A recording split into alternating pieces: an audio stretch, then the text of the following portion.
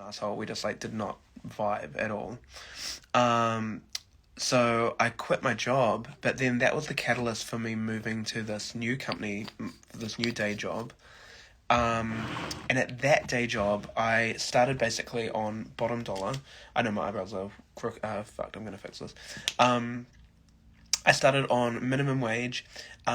Quickly climbed my way up to being one of their top salespeople. So I was on the top bracket of commission.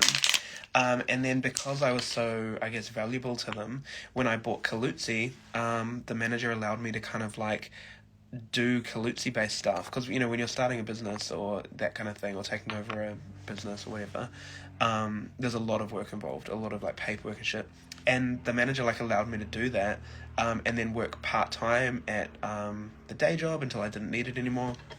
And yeah, like, and then off the back of that, then like Drag Race happened. So, you know, like if I didn't rage quit my job, if I didn't have an asshole manager, which felt like real shit at the time, potentially a lot of that stuff wouldn't have happened. So,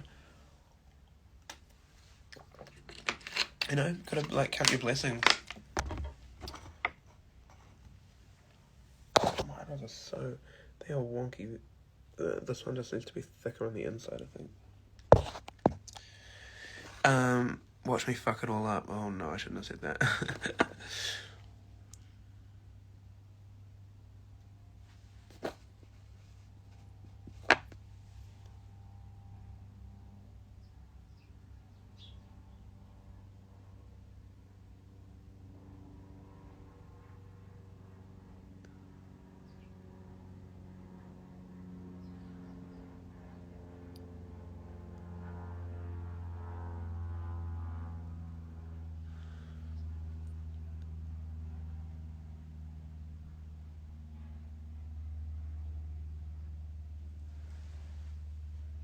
You know what?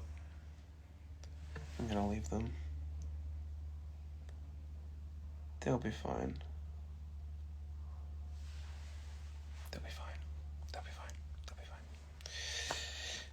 fine. Oh wow, you're still there? Wow, crazy. Well, it's interesting that a lot of people left around that time. I did hear it in my team that a few other people left because they didn't vibe with that guy. I heard that like he lied on his resume, on his CV to get the job, which is interesting. Apparently, he got fired.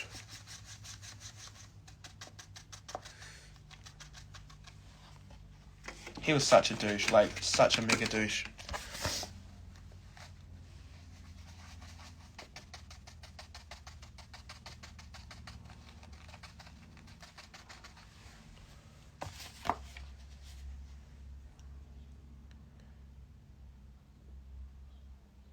Oh, yeah, that's so wise, Craig, and that's so true.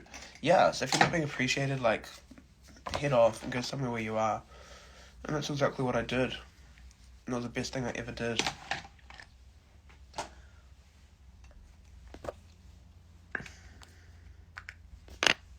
Hey, Sketchy! Morning's going well, thank you, Dal. Just nearly, well, not nearly finished, but just finishing off my mug. And then I've got a interview via Zoom at 1. And then I'm at ZM later this afternoon. And then need to film some stuff at home. And then I am done for the day. Then I'll have an early night.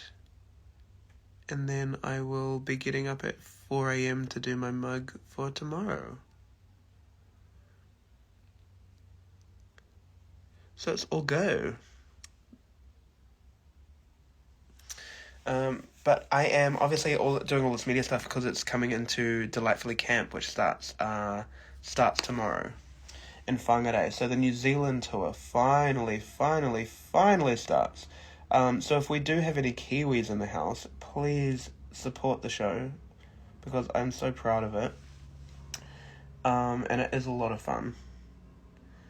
It is super camp.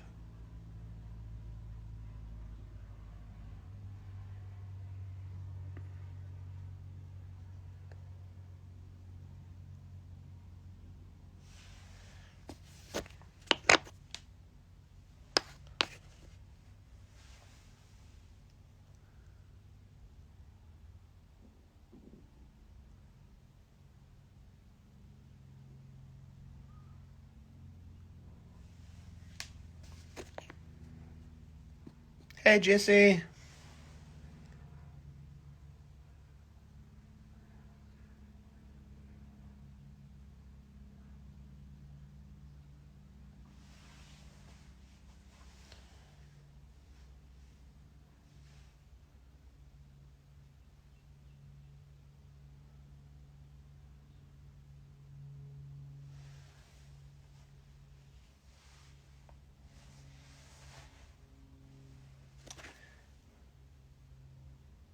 Sarah, darling. Oh, that's so kind of you to ask. I've been feeling great, thank you. Um, I've pretty much recovered from my botched surgery.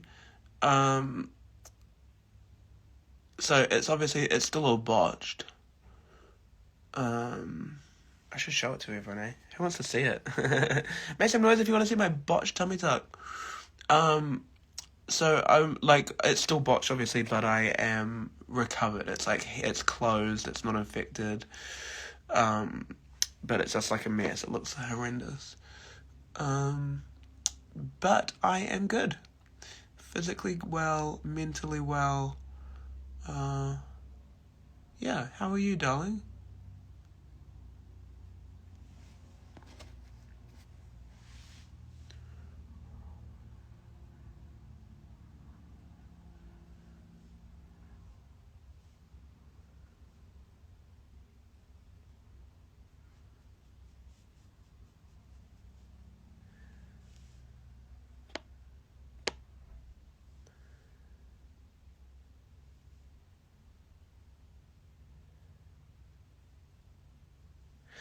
Yeah, it was, complications with, essentially it was, like, all done really badly, in the first place, but then I had an infection, which wasn't handled properly, which led to it kind of, like, spreading inside of me, so they had to, like, open me up and, like, do washouts, like, multiple washouts, and it was all just a mess. I was stuck in hospital for way longer than I should have. Lost a whole lot of work, couldn't get to DragCon. Um, it was really sad for me, actually. But I'm back in the saddle now.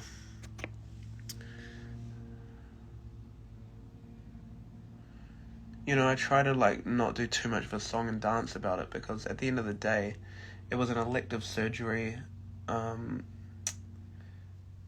you know, and, like, some people would love to, some people in my position would love to have their excess skin removed, um, regardless of it, like, fucking up or not. So, you know, I was in a very fortunate place to be able to even have it in the first place, even if it went all wrong. So I try to fucking count my blessings and not sort of be all too woe with me about it.